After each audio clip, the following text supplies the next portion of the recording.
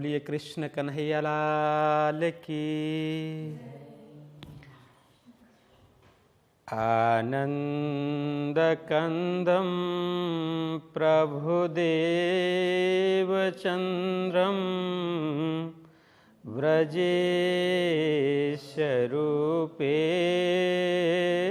पुरापि जातम् प्रविश्य प्राप्तं प्रियप्राणनाथं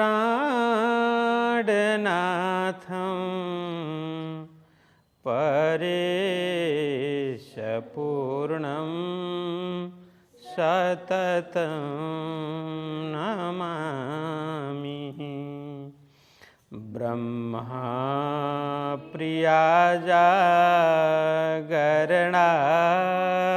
जाता सर्वस्वपाता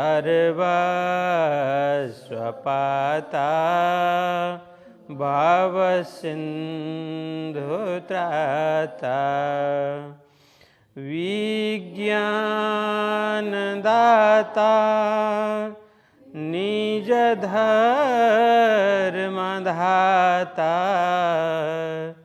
द्विनैकबन्धो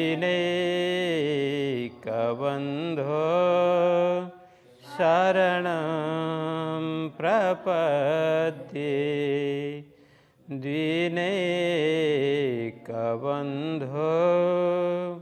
शरणं प्रपद्ये।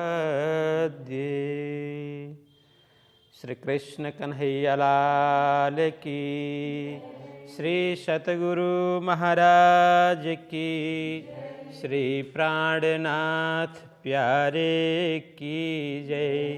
श्री पाँच नवतन पुरी धाम की जय। श्री कृष्ण प्रणामी धर्म की जय। जगत गुरु आचार्य श्री स्वाट कृष्णमणि जी महाराज की जय। परमहंस बाबा जी लक्ष्मीदास जी महाराज की जय।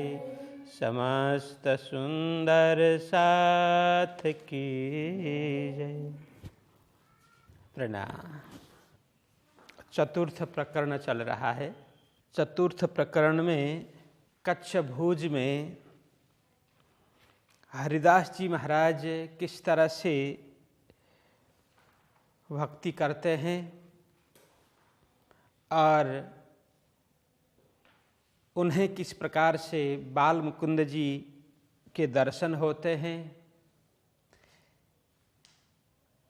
और उन्होंने सद्गुरु जी श्री देवचंद्र जी महाराज की भक्ति भाव को देख करके बाल मुकुंद जी को श्री देवचंद्र जी महाराज के घर में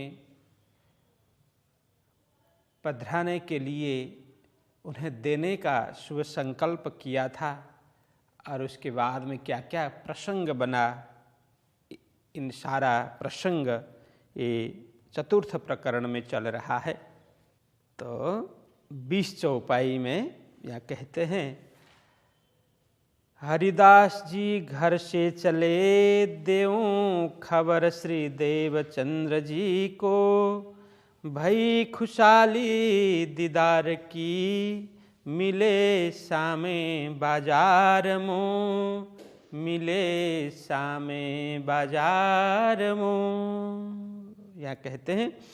अब इसका अंतिम चौपाई थोड़ी देर हम श्रवण कर लेते हैं।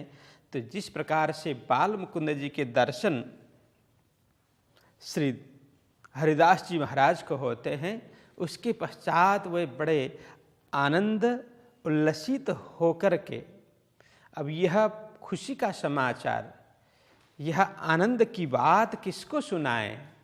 तो सर्वप्रथम तो जिसके साथ ये प्रसंग जुड़ा हुआ था श्री देवचंद्र जी महाराज, उनको ही सुनाते हैं, क्योंकि वे भी बड़े दुखी होकर के बैठे थे। तो हरिदास जी महाराज देवचंद्र जी महाराज को यह खुशी का प्रसंग सुनाने के लिए घर से निकल पड़ते हैं। तो दोनों जैसे ही हरिदास जी महाराज देवचंद्र जी महाराज के घर की ओर जाते हैं और उधर से देवचंद्र जी महाराज भी प्रातः काल में अब क्या कुछ हुआ, बाल मुकुंद जी फिर प्रकट हुए कि नहीं हुए, मैं भी ये समाचार ले लूँ करके अपने घर से हरिदास जी महाराज की ओर, उनके घर की ओर जा रहे थे तो दोनों बाजार में मिलते हैं।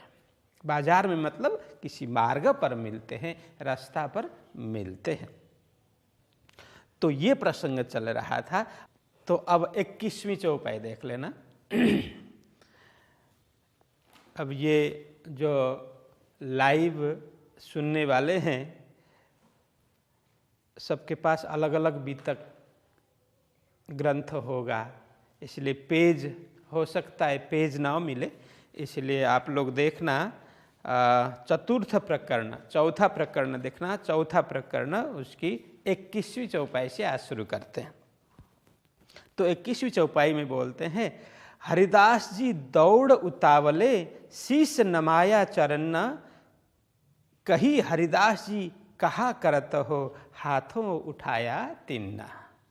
अब ये दोनों प्रसंग इसमें थोड़ा सभी चौपाई से एक ही साथ अर्थ करना होता है, तभी इसका अर्थ निकलता है।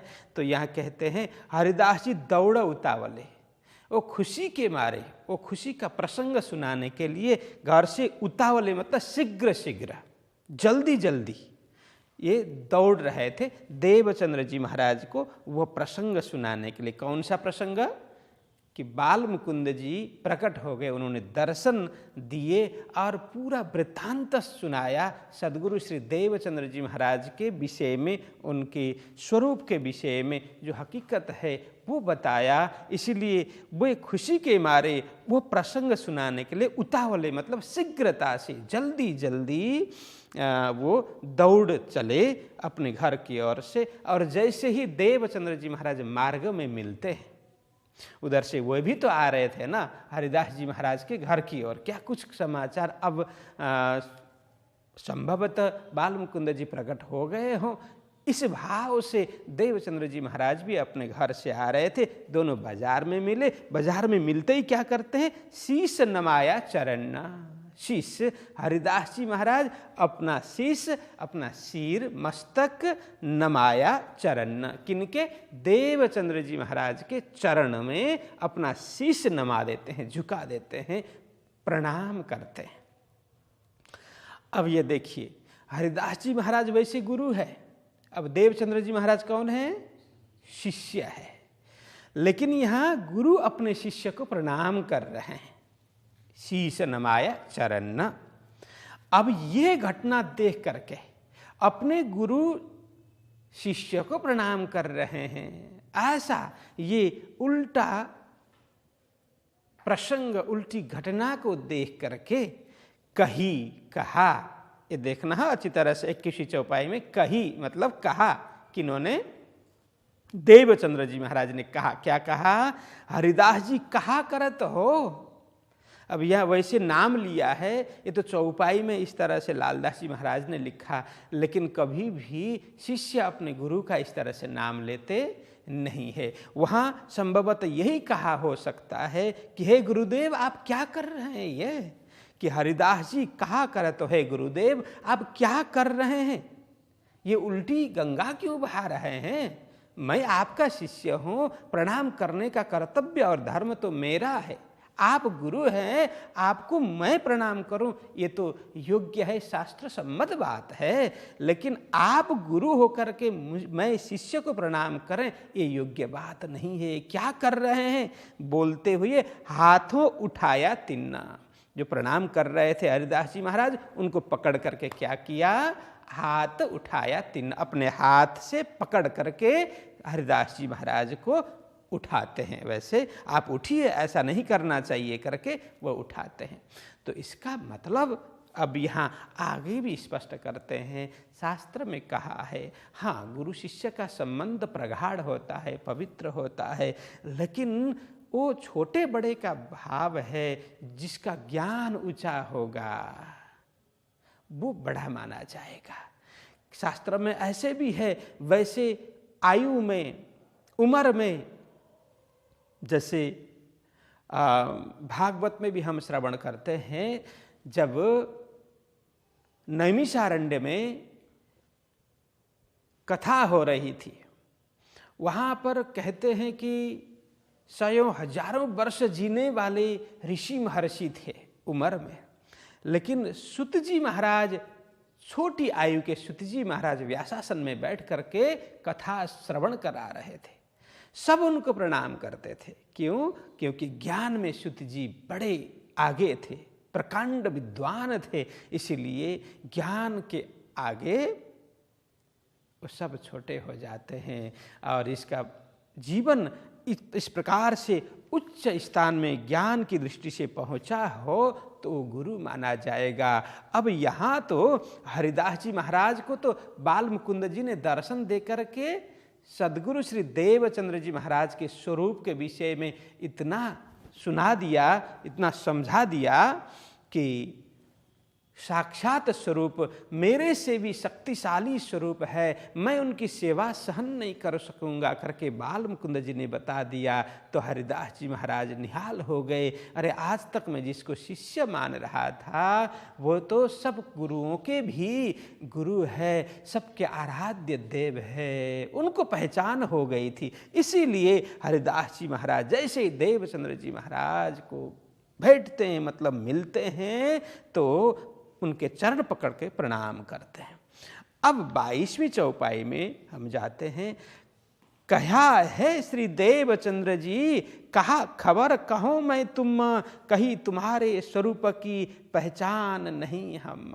देखिए पहले ये बात आ गई ना, तो जैसे देवचंद्र जी महाराज ने कहा क्यों प्रणाम कर रहे हैं गुरुदेव, तो वे बोलते हैं कि हे देवचंद्र जी, कहते हैं मैं क्या बताऊं जो घटना घटी। बाल मुकुंद जी पहले तो अंतर्ध्यान हो गए और हमने संकल्प लिया था, आप सभी को पता है कि जब तक वो दर्शन नहीं देंगे तब तक हम निराहार निर्जला एकादशी करेंगे, व्रत बैठेंगे। लेकिन जैसे उन्होंने दर्शन दिया, दर्शन देते ही उन्होंने सब कुछ बता दिया कि मैं तो आज तक इस जीवन में इतने साल तक मैं भक्ति करता रहा, पूजा करता रहा, प्रार्थना करता रहा, कभी मुझे दर्शन हुए नहीं, स्वप्न में भी मुझे दर्शन नहीं हुए थे, लेकिन आप कारण बने, आपके कारण से मुझे दर्शन मिले। और दर्शन ही नहीं, आपके स्वरूप के विषय में भी उन्होंने सब कुछ बताया। इसलिए ये पूरी घटना मैं किस तरह से, किस भाव से, किस शब्द से वर्णन करूं। कह रहे हैं कहीं तुम्हारे स्वरूप की, आपके स्वरूप के विषय में, मतलब यह स्वरूप का मतलब क्या है, बाह्य स्वरूप की बात नहीं कर रहे हैं। उनके तन के अंदर कौन सी शक्ति बैठी हुई है और वो किस लिए इस संसार में प्रकट हुए हैं, संसार में प्रकट होने का तात्पर्य क्या है, वो वास्तविक कारण क्या है, सब कुछ उन्होंने बता दिया बाल मुकुंद जी भगवान ने। इसलिए बोलते हैं कि कहीं तुम्हारे स्वरूप की पहचान नहीं है, हमें पहचान आज तक नहीं थी, मैंने आपको नहीं जाना, लेकिन बाल मुकुंद जी भगवान ने मुझे सब कुछ बता दिया। इस तरह से बोलते हैं 22वीं चौपाई में। और अब 23 में जाते हैं। आज दिन लग हम सेवते, कबहू दर्शन नाही साक्षात, स्वस्वरूप बाल मुकुंद जी मोसों करी विख्यात। है देवचंद्र जी, आज दिन तक मैं सेवा करता रहा, भजन करता रहा, भक्ति करता रहा, आरती करता रहा, किंतु कबहू दर्शन नहीं साक्षात, इस तरह से प्रत्यक्ष रूप से मुझे कभी भगवान के दर्शन नहीं हुए थे। न तो बांके बिहारी जी ने दर्शन दिए थे, नहीं बाल मुकुंद जी ने। स्वस्वरूप बाल मुकुंद जी मोसों करी विख्यात। लेकिन आज की घटना है, वे प्रकट होकर के मुझे विस्तार पूर्वक मुझसे बात की, उन्होंने पूरी घटना बता दी। इस तरह से बोलते हैं मोसों करी विख्यात, मतलब वे बात करने लगे, बात की विस्तार पूर्वक, पूरी घटना मुझे सुनाई। क्या? तो आगे 24वीं चौपाई में कहते हैं, सो तुम्हारे स्वरूप की मोहे पहचान कर दई, तुम इनको जानत नहीं, मोहे ऐसी बात कही। तो यहाँ कहते हैं कि आपके स्वरूप, आपका जो सामर्थ्य है, आपके अंदर जो शक्ति बैठी हुई है, उसके विषय में मुझे प्रत्यक्ष रूप से, स्पष्ट रूप से मुझे बता दिया। उन्होंने मुझे आपके विषय में आपका परिचय दिया, आपकी पहचान करवा दी, आपके अंदर जो शक्ति बैठी हुई है उसके विषय में, उस शक्ति के विषय में मुझे जानकारी दी और कहा देखो तुम आज तक तो इनको जानते नहीं थे, अपना शिष्य मान बैठे थे, साधारण शक्ति मान बैठे थे, साधारण मनुष्य मान बैठे थे, ऐसा नहीं है। तो देवचंद्र जी तो बड़े महान आत्मा हैं, वो तो इस संसार को मुक्ति देने के लिए वो परब्रह्म परमात्मा की आह्लादिनी शक्ति श्यामा स्वरूप ही इस संसार में प्रकट हुई है, नर्तन धारण करके। ये सभी बात मुझे स्पष्ट रूप से बाल मुकुंद जी भगवान ने बता दी। कहते हैं मुझे ऐसी बात कही, इस प्रकार का गूढ़ रहस्य, इस प्रकार की रहस्यमयी बातें बाल मुकुंद जी भगवान ने मुझे बता दी। तो आगे कहते हैं और मेरी सेवा करन को इन्हें देव तुम जिन्ना, जो होए श्री देवचंद्र जी दिलगिर तो दीजिए वस्त्र सेवन्ना। और क्या कहा उसके विषय में बताते हैं कि और मेरी सेवा करने को, हे हरिदास जी आप मुझे देवचंद्र जी महाराज के हाथ में सौंप रहे थे, उनके घर में पधराने के लिए आपने संकल्प किया था, अब ऐसा मत करना, मुझे उनके हाथ में सौंपना मत। इन्हें देवो तुम जिन मतलब मत देना उनके हाथ में, उनको सेवा करने के लिए मत देना। जो होए श्री देवचंद्र जी दिलगिर मतलब दुखी, इसका अर्थ होता है दुखी। देवचंद्र जी यदि दुखी हो, उनका मन दुख हो कि ये पहले तो गुरुदेव ने संकल्प किया मैं बाल मुकुंद जी की मूर्ति दे दूंगा, अभी आकर के बात बदल रहे हैं, ऐसा करके यदि कदापि यद्यपि वो दुखी हो तो क्या करना, तो कहते हैं तो दीजो वस्त्र सेवन। तो वस्त्र सेवन, वस्त्र सेवा के लिए दीजिए। यहाँ बागा वस्त्र की बात है, बागा वस्त्र सेवा के लिए आप दे देना।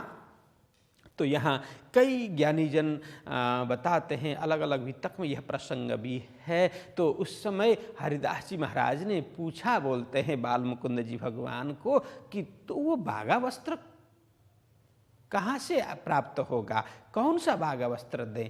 तब हरिदास जी महाराज को बाल मुकुंद जी ने कहा अभी आपके सामने आकाश मार्ग से बागा वस्त्र प्रकट होगा, सिंहासन में आप देख सकते हैं, वही बागा वस्त्र आप देख सकते हैं, दे सकते हैं उनको। लेकिन ये बागा वस्त्र किनके होंगे, बांके बिहारी जी के बागा वस्त्र होंगे। तो वो बांके बिहारी जी के बागा वस्त्र, बांके बिहारी मतलब इसको भी हमें समझना चाहिए, बांके का मतलब क्या है, टेढ़ा, बांका, बांके का मतलब टेढ़ा, बिहारी मतलब विहार करने वाले, लीला करने वाले, मतलब टेढ़े स्वरूप में। त्रिभंग ललित बोलते हैं ना, श्री कृष्ण जी 3 स्थान से 3 जगह से टेढ़े हैं, इसलिए उनको बांके कहा। तो 3 जगह जिनका टेढ़ा है, जैसे वो खड़े होते थे सीधा खड़े, कभी आपको फोटो वगैरह देखने को नहीं मिलेगी, उनकी छवि सीधी देखने को मिलती नहीं है। मतलब कहीं भी खड़े होते हैं तो वो बांसुरी बजाते हुए थोड़े टेढ़े त्रिभंग ललित होकर के वो खड़े रहते हैं। और ऐसे सुंदर स्वरूप से जो रास लीला रचाने वाले जो बांके बिहारी जी है, रास बिहारी बांके बिहारी जी है, उनका बागा वस्त्र आकाश मार्ग से प्रकट होगा। तो वही आप श्री देवचंद्र जी महाराज के हाथ में सौंप देना। तो इस तरह से वे बताते हैं। तब आगे कहते हैं, तब पूछा श्री देवचंद्र जी ने पाए बाल मुकुंद जी तुम, तब कहा हरिदास जी ने चलो दर्शन करावे हम।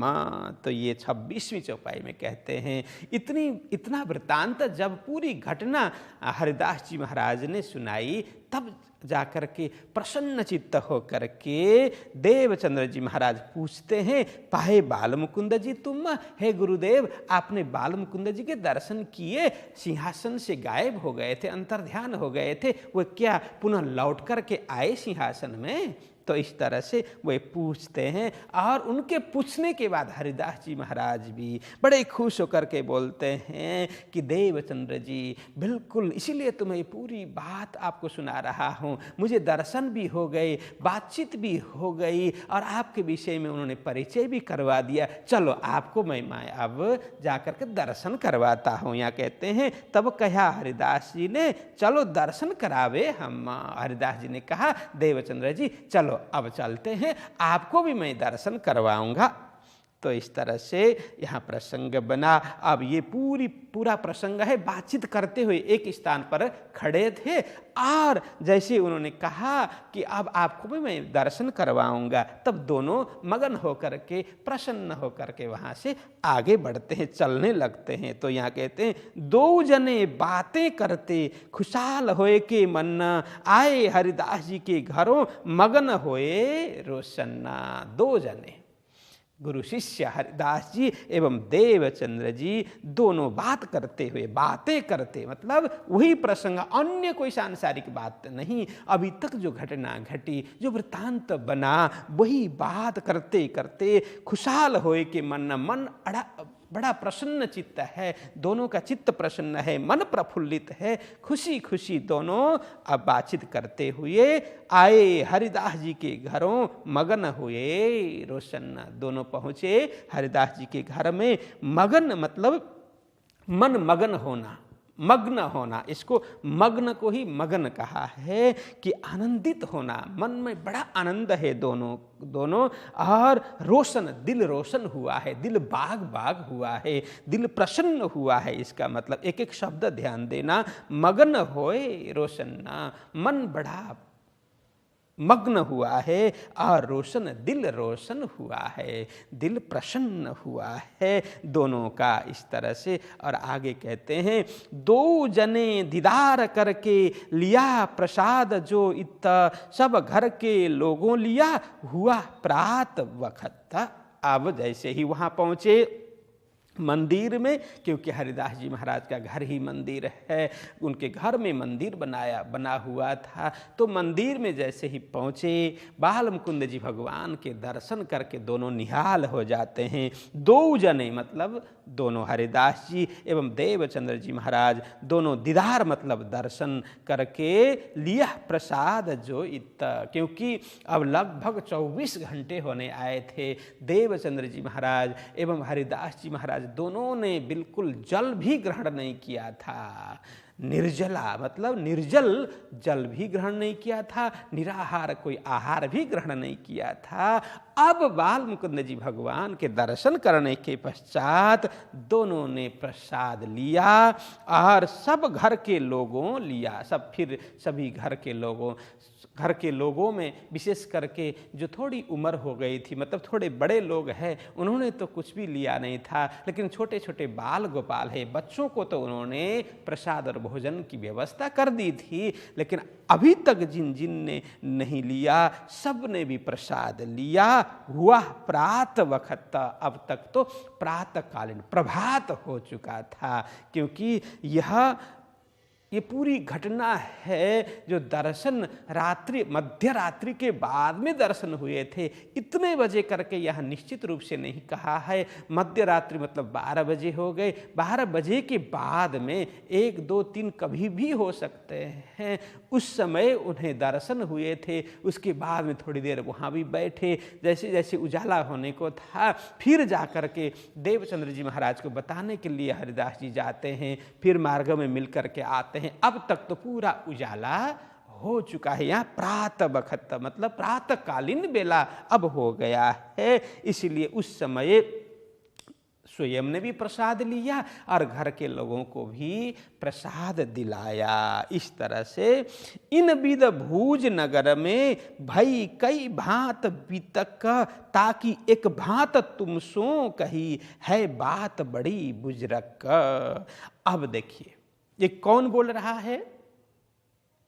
अब यह प्रसंग थोड़ा समझना होता है। ये 29वीं चौपाई में अभी तक जो प्रसंग चल रहा है, अब इन 29वीं चौपाई में कौन बोल रहा है? अब जो लेखक है, रचनाकार है, कौन? लालदास जी महाराज। लालदास जी महाराज यहाँ अब सुंदर साथ को संबोधन करके समझा रहे हैं। इन विद भुज नगर में, हे सुंदर साथ जी, अभी तक जो प्रसंग चला ना, ये भुज नगर का प्रसंग है। इस प्रकार से भुज नगर में भाई कई भांत वितक का, अनेक प्रकार का वृत्तांत, अनेक प्रकार की वितक वहाँ पर होती, अनेक प्रकार की घटना वहाँ पर घटती है। ताकि एक भांत तुम सो कही, और सभी प्रसंग को, सभी वृत्तांत को, सभी घटना को यहाँ समेटना वो संभव नहीं है। इसलिए जो महत्वपूर्ण घटना है, कौन सा महत्वपूर्ण? ये घटना इसलिए महत्वपूर्ण क्योंकि साक्षात बाल मुकुंद जी भगवान प्रकट होकर के श्री देवचंद्र जी महाराज के विषय में परिचय करवा देते हैं। उनकी शक्ति के विषय में, उनके स्वरूप के विषय में हरिदास जी महाराज को समझाते हैं। इसलिए यह महत्वपूर्ण घटना है। इसलिए ताकि एक भांत तुम सो कही, अनेक घटना, अनेक प्रसंगों में से जो महत्वपूर्ण प्रसंग है उसका चयन करके मैंने यहाँ पर सभी सुंदर साथ को बता दिया।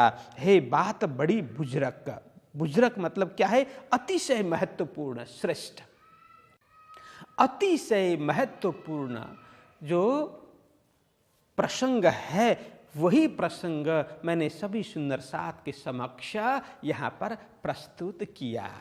इस तरह से लालदास जी महाराज कहते हैं और आगे प्रसंग जोड़ते हुए कहते हैं, जामा बांके बिहारी का दिया सेवने को, श्री देवचंद्र जी सिर चढ़ाए के लियाए अपने घर में। अब 30वीं चौपाई ध्यान देना, जामा बांके बिहारी का, जैसे बाल मुकुंद जी भगवान ने आज्ञा की थी हरिदास जी महाराज को कि मेरी मूर्ति मत देना।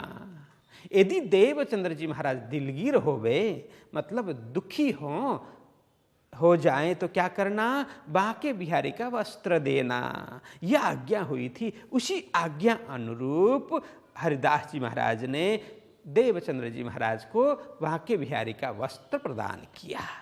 दिया सेवने को, मतलब सेवा करने के लिए, ले जा करके सजाने के लिए नहीं, सेवा करने के लिए। तो देखिए, सेवा और पूजा में भी अंतर होता है। सेवा किसको कही जाती है? सेवा का तात्पर्य है कि हमारे घर में, हमारे सिंहासन पर राज्य साक्षात रूप में विराजमान है।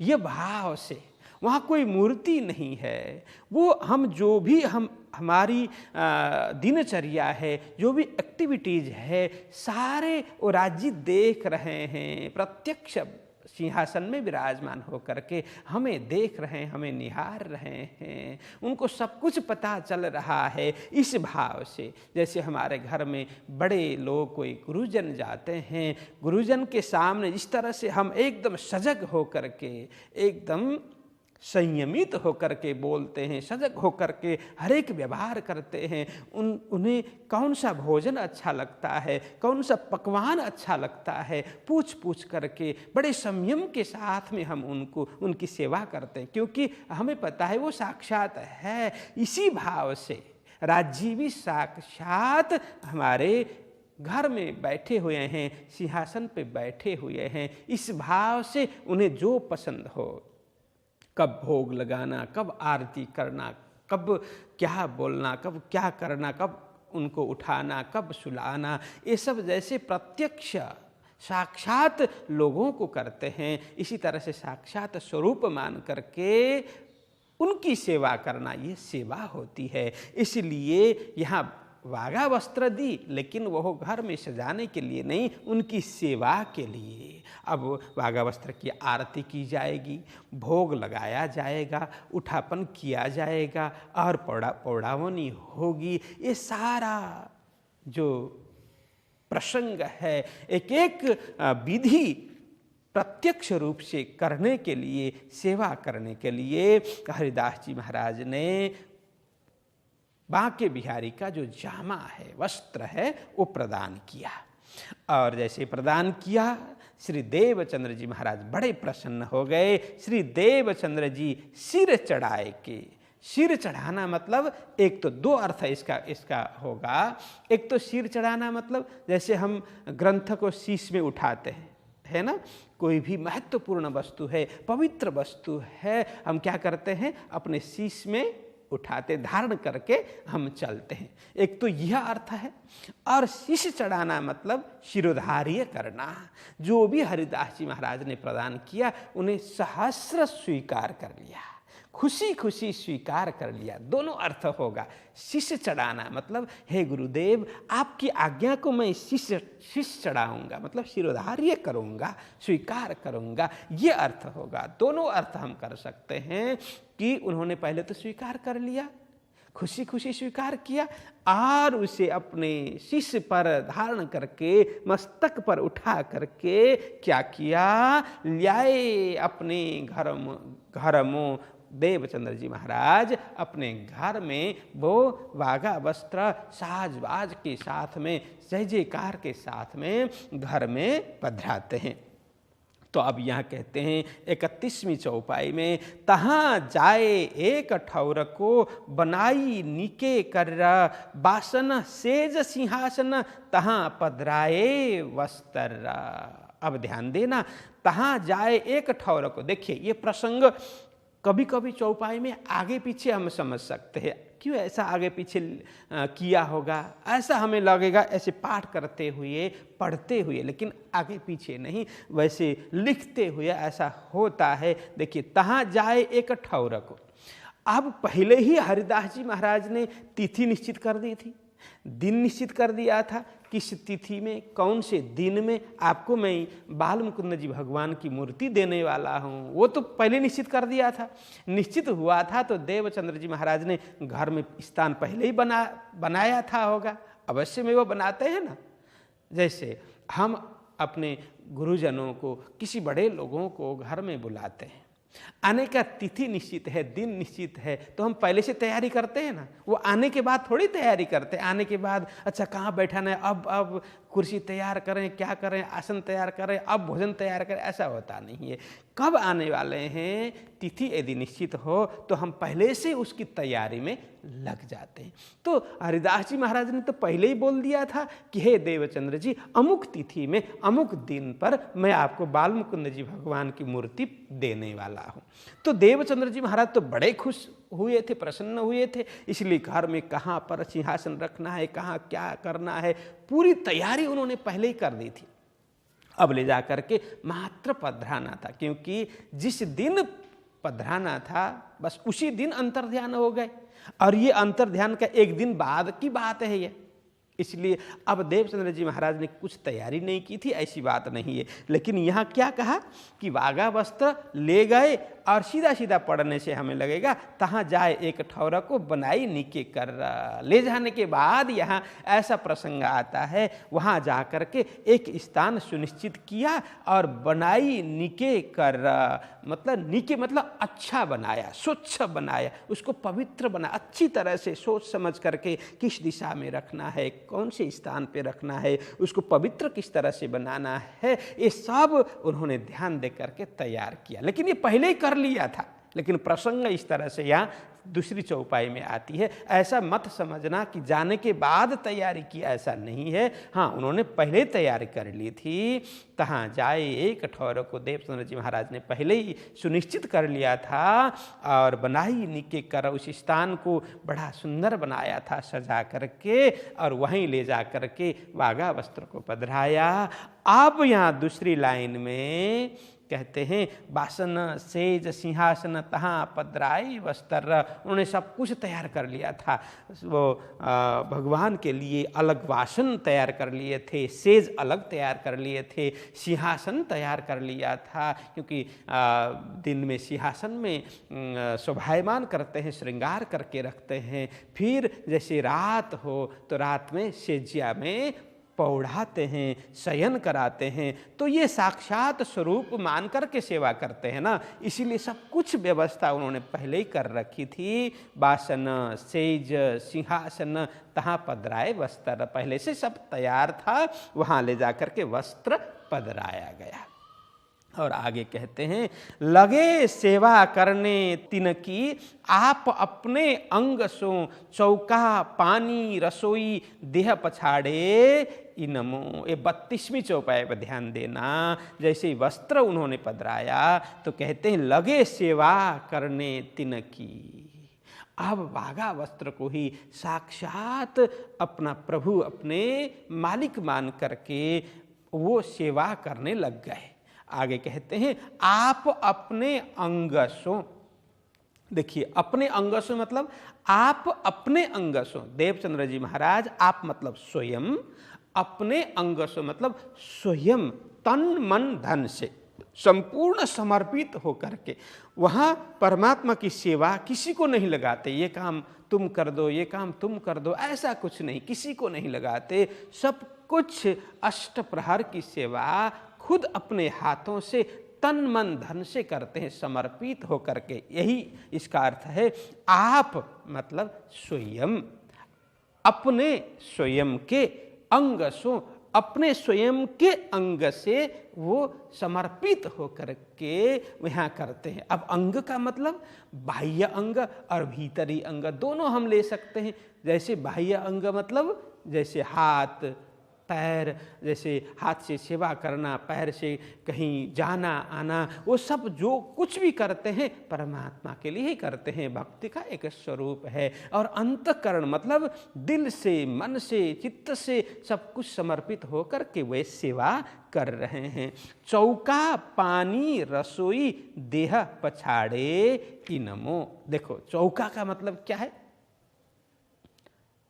लिपोत करना। पहले तो ये सब टाइल्स वगैरह होते नहीं थे, आज भी तो करते ही है, टाइल्स होते हैं, पत्थर होते हैं, मार्बल लगाते, फिर भी तो करते ही है ना, पोता लगाते हैं सब। लेकिन पहले कैसे पोता लगाते थे? गाय का गोबर ले आकर के उससे लीपना और मिट्टी, लाल मिट्टी से और चारों ओर पोतना, ये सब करते थे। तो मंदिर का भाग है, वो सद्गुरु श्री देवचंद्र जी महाराज स्वयं अपने हाथों से वो लीप पोत करते थे, वहाँ और किसी को लगाते नहीं थे। और पानी स्वयं भरते थे। अभी की तरह नल में पानी तो आता नहीं था, पानी लेने के लिए कहाँ जाना होता था? कुआं में जाना होता था या नदी में जाना होता था। तो वहाँ जा कर के देवचंद्र जी महाराज वहाँ जाते थे, स्नान आदि करते थे और स्वच्छ होकर के, और जो जल पात्र है वो भगवान के लिए जो अलग ही जल पात्र होता था, उसमें जल भर करके स्वच्छ जल लाते थे।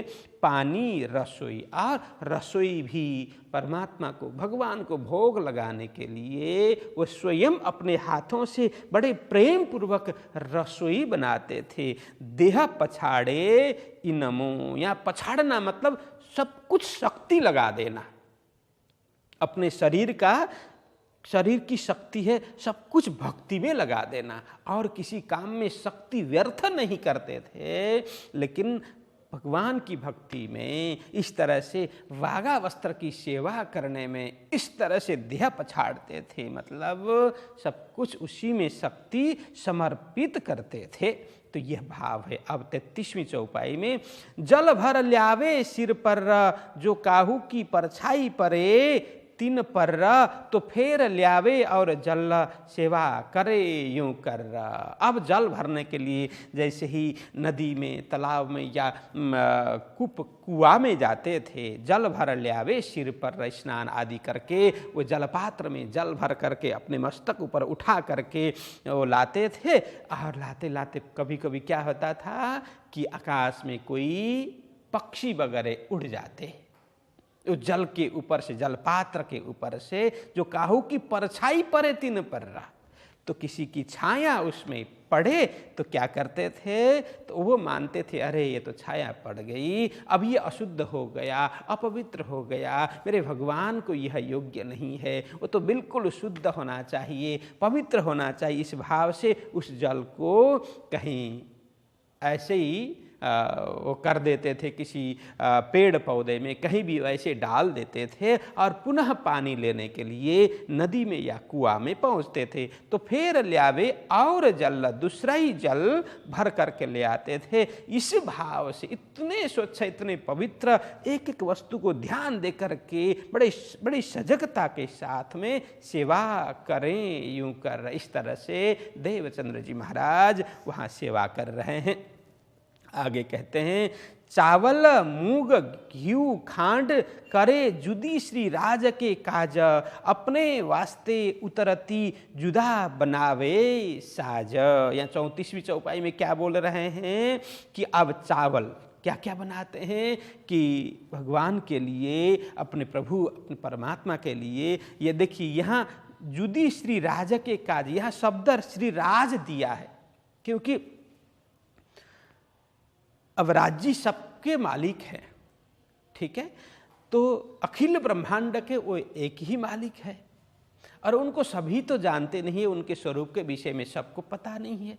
इसीलिए जिनको अभी अपने मालिक मान रहे हैं वही वो राज है उनके लिए। तो यहाँ लालदास जी महाराज बता रहे हैं कि वो देवचंद्र जी महाराज बांके बिहारी के जो बागा है वो इस तरह से सेवा कर रहे हैं कि साक्षात बांके बिहारी जी मेरे सम्मुख है, सिंहासन में बैठे हुए हैं। इस भाव से वस्त्र की सेवा कर रहे हैं। वो वस्त्र को राज्य नहीं मान रहे हैं, लेकिन राज्य ही मेरे सामने बैठे। अभी तक राज्य क्या है, श्यामा जी क्या है, परमधाम क्या है, ये सदगुरु जी को पता नहीं है।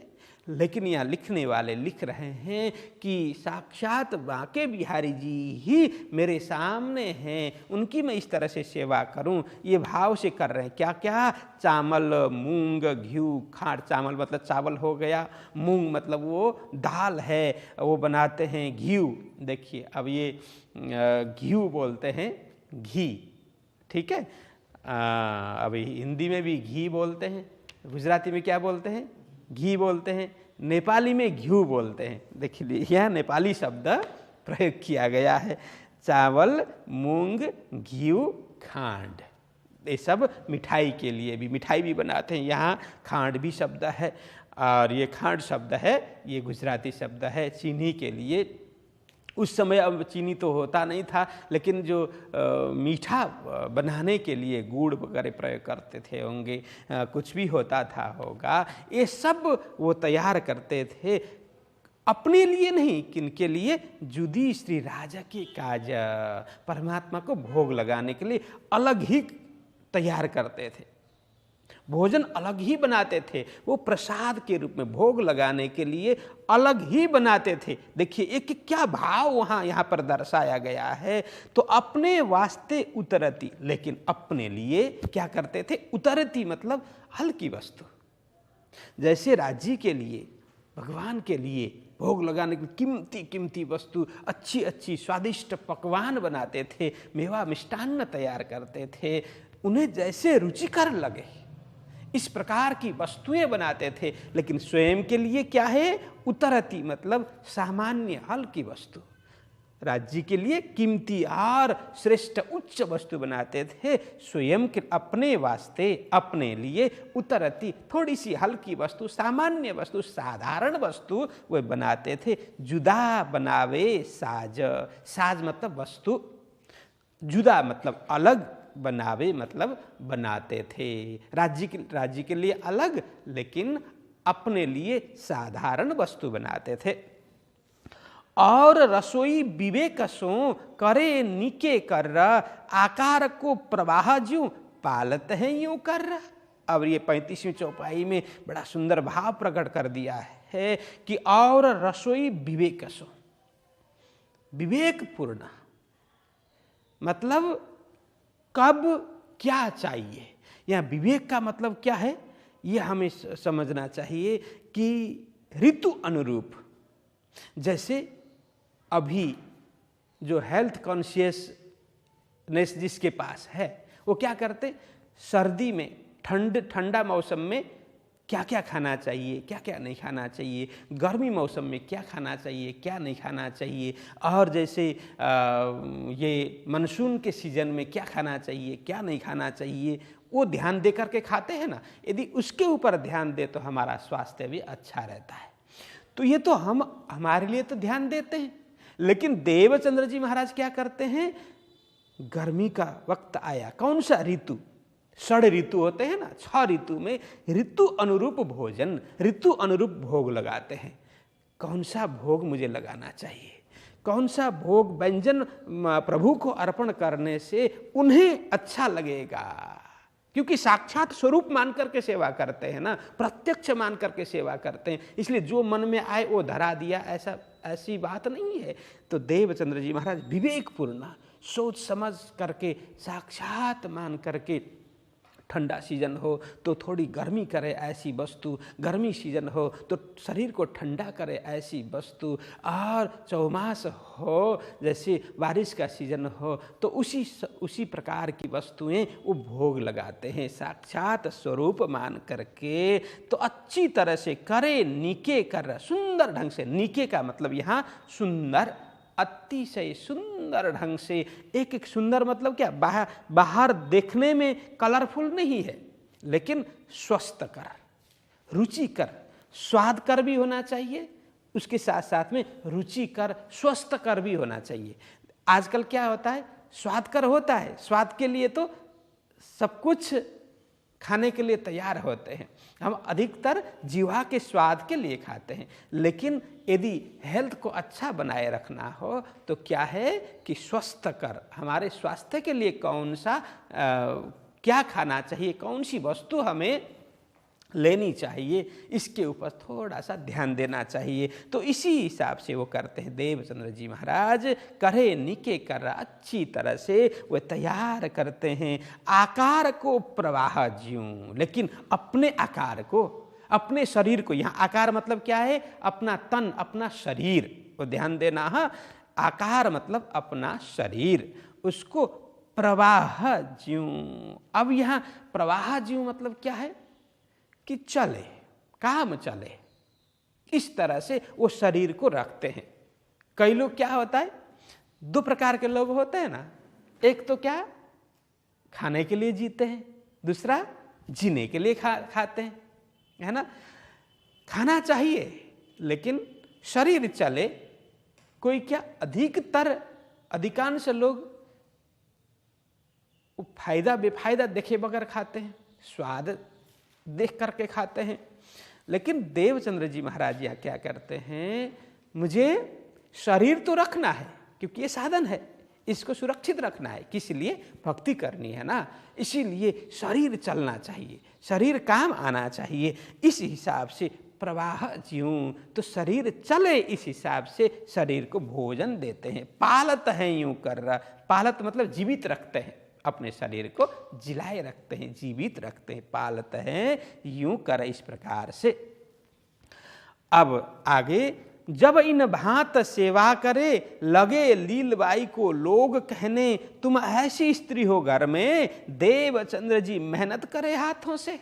जब इस तरह से देवचंद्र जी भक्ति भाव में मगन हो जाते हैं, दिन रात वो भक्ति करते रहते हैं, और स्वयं जल भरने के लिए जाते हैं, और सब कुछ अपने हाथ से करते हैं ना, तो ये देख करके अब गांव के अड़ोस पड़ोस लोग बोलने लगे, किनको, लीलबाई माता को बोलने लगे। जब इन भांत सेवा करे, देवचंद्र जी महाराज इस तरह से सेवा करते हैं, तो लगे लीलबाई को लोग कहने, लोग अब कहने लगे, क्योंकि लोगों का तो काम है कहना, तो कहने लगे, क्या कहने लगे, तुम ऐसी स्त्री हो घर में, देवचंद्र जी मेहनत करे हाथों से, अरे तुम किस प्रकार की पत्नी हो। अब कोई तो कहने लगे, अरे तुम तो बड़े भाग्यशाली हो, क्योंकि तुम्हारा पति तो सब कुछ अपने हाथ से करते हैं, तुम्हें तो कुछ करने की ज़रूरत नहीं है, तुम्हें तो बैठे बैठे वैसे महारानी की तरह बैठ कर के खाना है। और ये लोगों का काम है ना इस प्रकार से कहना, बिना अर्थ की बिना मतलब की बातें भी ऐसे करते रहते हैं। तो वहाँ लोग कहने लगे तुम ऐसी स्त्री हो, मतलब किस प्रकार की महिला हो, तो अपने पतिदेव तो सब कुछ चूल्हा चौका सब कुछ करते हैं, लीप पोत स्वयं करते हैं, साफ सफाई झाड़ू बुहारी सब करते हैं, पानी भरना वासन साफ करना भोग लगाना रसोई करना आदि अपने हाथों से करते हैं, बस तुम तो कुछ करती ही नहीं हो, किस प्रकार की महिला हो, किस प्रकार की स्त्री हो तुम, करके लोग कहने लगे। देवचंद्र जी मेहनत करे हाथों से, आपके पतिदेव देवचंद्र जी अपने हाथों से मेहनत कर रहे हैं। तुम क्यों रसोई ना करो, जल क्यों न भर लियावो तेहा, तुम चौका क्यों ना देवत, चाहिए सेवा तुमको यह। तो गांव के लोग क्या बोलने लगे कि हे लीलबाई तुम क्यों रसोई ना करो, अपने पतिदेव रसोई कर रहे हैं तो तुम क्यों नहीं करती, तुम क्यों भोजन नहीं करती हैं, रसोई ना करो मतलब भोजन क्यों नहीं बनाती हो, जल क्यों न भर लियावो तेह, तुम क्यों नहीं जाती हो जल भरने के लिए, क्यों ये काम अपने हाथ में नहीं लेती हो, तुम चौका क्यों ना देवत, तुम सुबह उठ करके झाड़ू इत्यादि करके वो चौका लीप पोत आदि करने का कार्य तुम स्वयं क्यों नहीं करती हो, चाहिए सेवा तुमको ये तो तुम्हारा कार्य है, तुम्हें करना चाहिए, किंतु तुम नहीं कर रही हो, तुम्हारे पति देवचंद्र जी कर रहे हैं। यहाँ कई लोग तो अच्छे भाव से भी कहते हैं कि इतना मेहनत वो कर रहे हैं तो तुम भी थोड़ा हाथ बटा लो ना, कई सद्भाव से भी बोलते हैं, लेकिन अधिकांश लोग ताना देते हैं, अरे तुम तो भाग्यशाली हो, तो तुम्हें तो कुछ करने की जरूरत नहीं है आदि ताना दे करके इस तरह से बोलने वालों की संख्या अधिक होती है। तो ये सब प्रसंग जब गांव में चलने लगा तब इत लीलबाई ने करी आय के अर्ज, सब मोको ताना मारत, करो सेवा अपनी गरज। जब गांव में ये सब बात होने लगी, लोग ताना मारने लगे, तब लीलबाई, वैसे पहले लीलबाई ने नहीं कहा, ऐसी बात नहीं है, देखो लीलबाई माता भी बड़ी शुद्ध पवित्र महान आत्मा थी, इसलिए देवचंद्र जी महाराज भक्ति करते रहे, वो देखती रही, ऐसी बात नहीं है। उन्होंने पहले भी प्रार्थना की थी, अर्जी की थी, कुछ काम कुछ सेवा तो मुझे भी दीजिए ना, मैं भी करूँगी करके उन्होंने प्रार्थना की थी, लेकिन देवचंद्र जी महाराज मानते नहीं थे। इसीलिए अपने पतिदेव का स्वभाव वो जानते थे कि वो स्वयं भक्ति करना चाहते हैं और किसी की अपेक्षा नहीं करते, किसी की आस नहीं करते, ये काम कोई कर दे करके, और सामने से आकर के बोले तो भी वो मना करते थे, नहीं, मेरे प्रभु की सेवा, मेरे पति की सेवा, मेरे स्वामी की सेवा तो मैं स्वयं करूँगा, इस तरह से बोलते थे। इसलिए लीलबाई माता बार बार उनको बोलती नहीं थी, ठीक है अब मैं मन ही मन भक्ति करूँगी, लेकिन उन्हें मैं विक्षेप नहीं होने दूंगी, इस तरह से उन्होंने भी कर लिया था। लेकिन अब तो गांव में भी बात फैल गई ना, इसलिए फिर आकर के प्रार्थना करने लगी। क्या बोलती है, सब मोको ताना मारत, हे स्वामी जी, हे सदगुरु जी, अब मुझे सब गांव के लोग ताना मारने लग गए। तो इसको गुजराती में मेणा मारना बोलते हैं ना, तो गांव के लोग ताना मारने लग गए, इसीलिए करो सेवा अपनी गरज, इसीलिए लोग ताना न मारे इसके लिए भी मुझे कुछ सेवा दीजिए ना, तो मैं अपने खातिर अपने गरज, यहाँ गरज का मतलब क्या है कि मेरे अपने लिए, अपने स्वार्थ के लिए, कि मुझे दूसरे ताना न मारे, इसीलिए भी मैं ये सेवा अपने हाथ में लेना चाहती हूँ। मैं दिल से जो भक्ति कर रही हूँ वो अलग बात है, लेकिन लोगों को तो क्या है, बाह्य रूप से जो दिखता है वही तो दिखता है। इसीलिए यह बाहर की सेवा मुझे आप प्रदान कीजिए कि लोग ताना न मारे, इसके लिए भी मैं ये सेवा करना चाहती हूँ करके वो बोलती है। तब श्री देवचंद्र जी ने कहा, नहीं तेरो ये काम, कबहू तेरो चित्त दुखाएगो, जल भरते इसे ठाम। जब लीलबाई ने प्रार्थना की, सेवा की मांग की, तब देवचंद्र जी ने क्या कहा, नहीं तेरो ये काम, हे लीलबाई ये तुम्हारा कार्य नहीं है, ये नाही तेरो ये काम तुम्हारा कार्य नहीं है, कबहू तेरो चित्त दुखाए गो जल भरते इस ठाम। देखो ये तो मेरे स्वामी है, मैं इनको अपना मालिक, अपना सब कुछ प्राणनाथ मानता हूँ, इसलिए इनकी सेवा करना मेरा कर्तव्य है, मेरा धर्म है। और मैं तुम्हें इनकी सेवा के लिए कुछ दे दूं, सेवा सौंप दूं, और सेवा करते करते तुम्हारे मन में कभी ऐसा आया अरे ये क्या करने की ज़रूरत है, ये तो व्यर्थ की बातें हैं, ये सब न करें तो क्या नहीं चलेगा, यदि ऐसा भाव मन में आया और करते करते तुम्हारा मन कभी दुख गया, मन में इस प्रकार का भाव आया, तो क्या करते हैं, कबहू तेरो चित्त दुखाए गो, मतलब किसी भी कार्य से, किसी कारण से सेवा करते करते तुम्हारा दिल भारी हो गया, मन उसमें लगा नहीं, तो वो सेवा नहीं कहलाएगी, उसका कोई फल प्राप्त नहीं होगा। जल भरते इस ठाम, जल भरते मतलब खाली जल भरते हुए मन दुखेगा ऐसी बात नहीं है। यहाँ तो एक प्रसंग लिया, जल भरते हुए, वासन साफ करते हुए, रसोई बनाते हुए, चूल्हा चौका देते हुए, भोग लगाते हुए, किसी भी कार्य में यदि तुम्हारा मन खिन्न हो गया, उसमें नहीं लगा, तुम्हारा मन दुख गया, किसी व्यवहार से, मेरी वाणी से, मेरे व्यवहार से मन दुख हो गया, तो तुम्हारा मन उसमें नहीं लगेगा। उसी में भी करते करते कभी तुम्हारा मन उदास हो तो नहीं लगेगा। इसीलिए यह मैं तुम्हें सौंप नहीं पाऊंगा, ये तो मेरे मालिक है, मेरे आत्मा के आधार हैं, मैं ही उनकी सेवा करूंगा। इस तरह से वो बोलते हैं, या और टहल करते दुखाए तो को नहीं पहचान, तब सेवा धर्म कहाँ रहो, ना होए मेरे समान हे लीलवाई।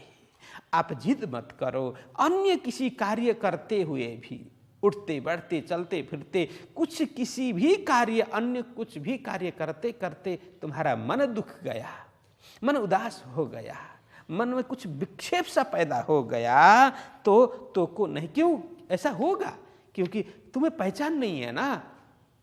जो भाव मेरे अंदर है, मेरे हृदय में है, वही भाव तुम्हारे अंदर नहीं है, तुम नहीं जानती हो इस स्वरूप को, इसीलिए मैं जानता हूं तो उनके प्रति मेरा प्रेम है, अनुराग है, आस्था है, विश्वास है। तुम्हें ये आस्था नहीं है, अनुराग नहीं है, इसलिए मेरे समान ये सेवा तुमसे न हो पाएगी। कहते हैं तब सेवा धर्म कहाँ रहे हो। यदि स्वरूप पहचान नहीं है, प्रेम नहीं है, साक्षात नहीं मानती हो, तो वहाँ कुछ कार्य करने से सेवा नहीं कहलाएगा। वो कार्य जरूर कहलाएगा, सेवा नहीं कहलाएगी। इसलिए ये सेवा धर्म तो स्वयं साक्षात मान करके, आत्मा के आधार मान करके करने से ही सेवा धर्म कहा जाएगा। ना होए मेरे समान, मैं सेवा करूं और आप सेवा करें, इसमें काफ़ी बड़ा फर्क रहेगा। मेरे समान परमात्मा की सेवा आपसे न हो पाएगी।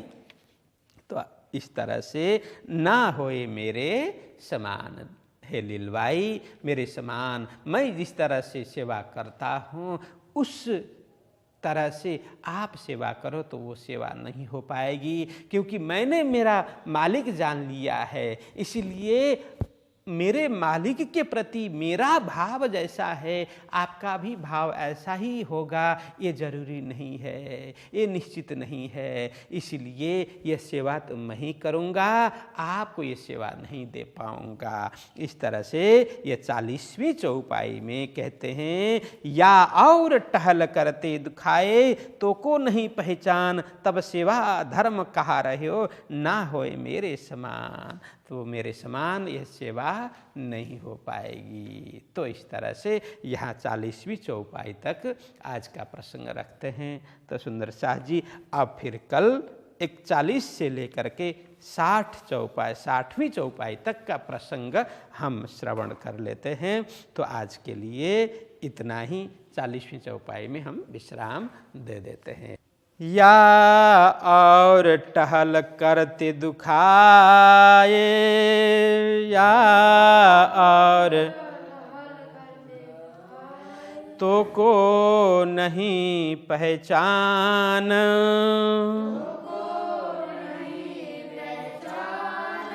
तब सेवा धर्म कहा रह्यो,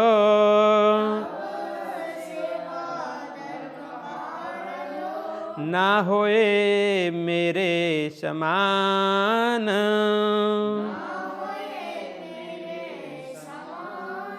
ना होए मेरे समान।